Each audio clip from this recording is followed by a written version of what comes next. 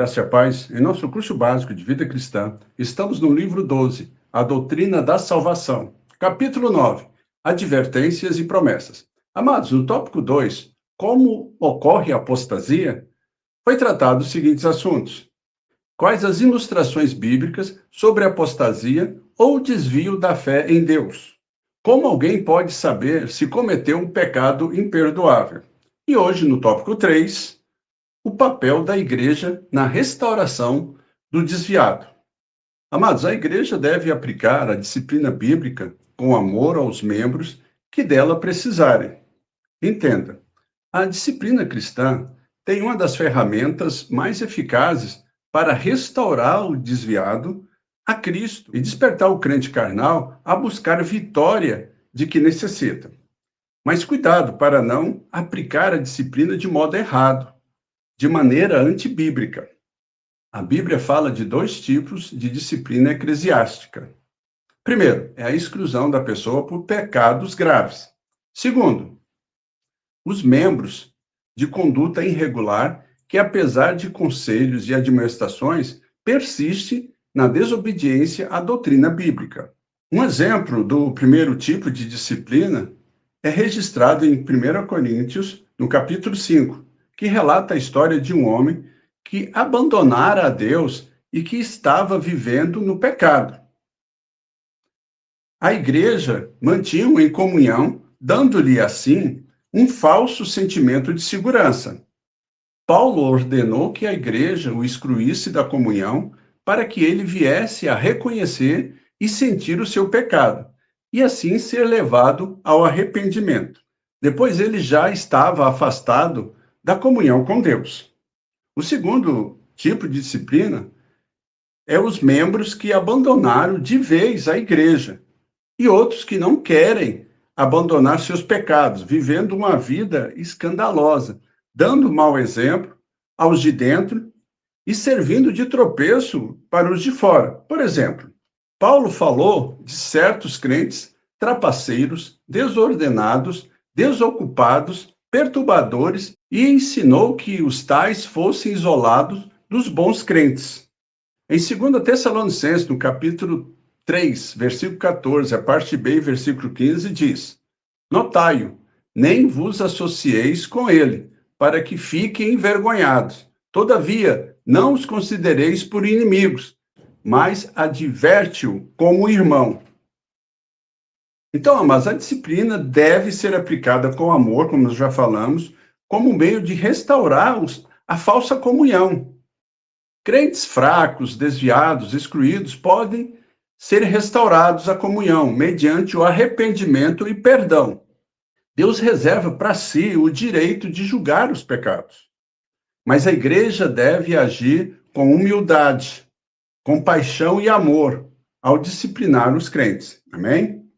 Outro propósito da disciplina é conservar a igreja livre de influências pecaminosas.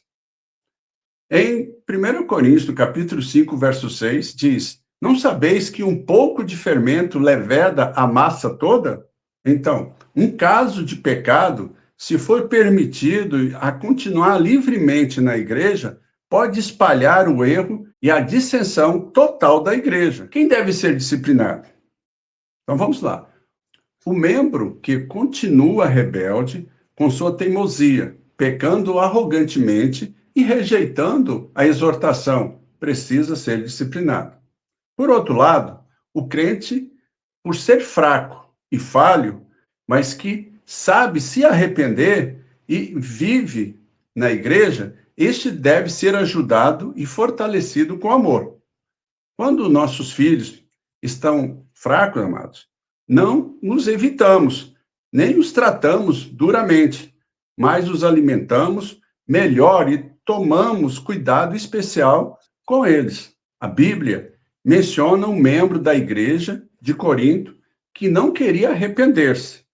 O crente de Tessalônica que ignorava a correção, segundo Tessalonicenses, no capítulo 3, verso 10. O crente herege, torcedor da doutrina que não queria mudar, mesmo depois de várias advertências. Tito, no capítulo 3, versículo 10.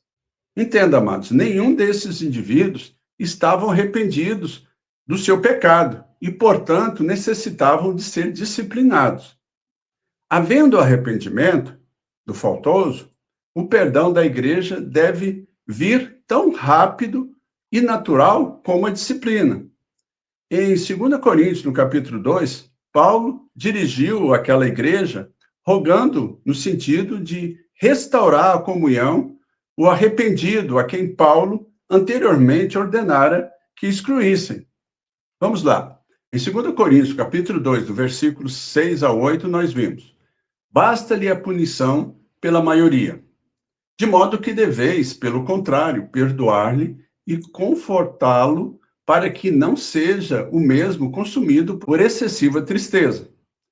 Pelo que vos rogo que confirmeis para com ele o vosso amor. Assim, a advertência de Paulo para que não seja o mesmo consumido. Deve nos lembrar solenemente que, enquanto a igreja evita a pessoa arrependida, o diabo não a evita, mas sim ocupa-se em plantar a semente da dúvida e da amargura na mente, procurando desviá-lo de vez. Amém? Então devemos tomar cuidado para não ajudar Satanás nos casos de disciplina, ok? Então, Paulo advertiu contra o perigo da disciplina, dizendo, 2 Coríntios, capítulo 2, verso 11, para que Satanás não alcance vantagem sobre nós, pois não lhe ignoramos os desígnios.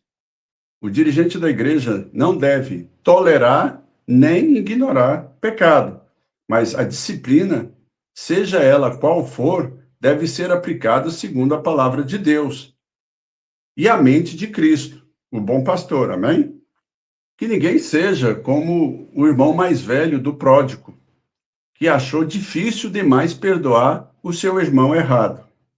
Amados, há crentes zelosos demais, como se ele fosse infalível.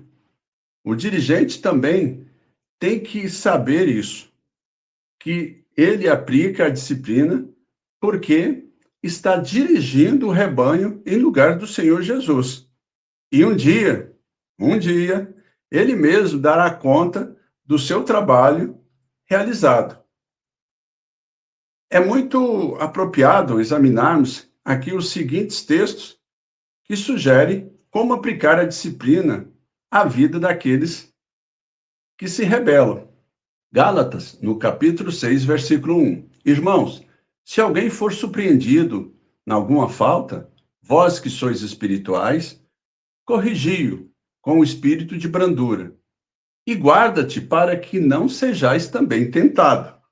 E para nós encerrarmos a nossa aula de hoje, 2 Timóteo, capítulo 2, versículo 25. Disciplinando com mansidão os que se opõem, na expectativa de que Deus lhes conceda não só o arrependimento, para conhecerem plenamente a verdade. Então, na próxima aula, tópico 4, a segurança da salvação do crente. Vamos tratar o seguinte assunto: como o crente pode ter certeza da sua salvação? Amém? Amados, então, observe o papel importante da igreja na restauração do desviado.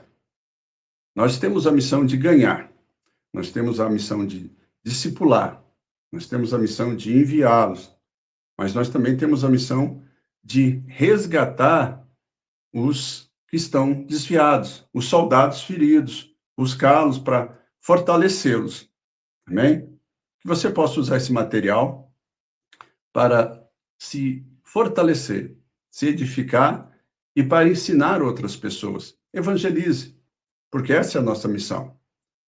Se você gostou, deixe aí o seu like. Se você tiver alguma dúvida, vai nos comentários, deixa ali a sua pergunta, nós estaremos te respondendo. E fortaleça também o canal, deixando ali o seu comentário para que o algoritmo entenda que esse material é importante. Que Deus abençoe a todos e até a próxima aula.